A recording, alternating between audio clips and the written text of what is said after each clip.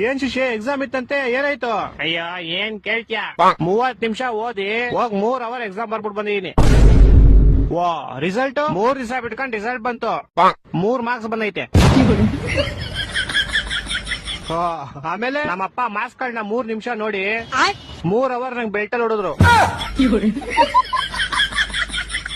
ನಿಂಗ್ ಲೈಫ್ ಅಲ್ಲಿ 3 ಅನ್ನೋದು ತುಂಬಾ ಆಗ್ಬರುತ್ತೆ ಅನ್ಸುತ್ತೆ. ಸಾಮಾನು ನಂಗ್ ಲೈಫ್ ಅಲ್ಲಿ ಏನೇನ್ ಕೆಟ್ಟದೈತೋ ಎಲ್ಲ ಹೋಗ್ಲಿ ಅಂತ 3 ನಿಂಬೆಹಣ್ಣು ತಗೊಂಡು ನಂಗ್ 3 ಸಲ ದೃಷ್ಟಿ ತಕೊಂಡು ರೋಡ್ಗೆ ಎಷ್ಟೇ ಅಪ್ಪ.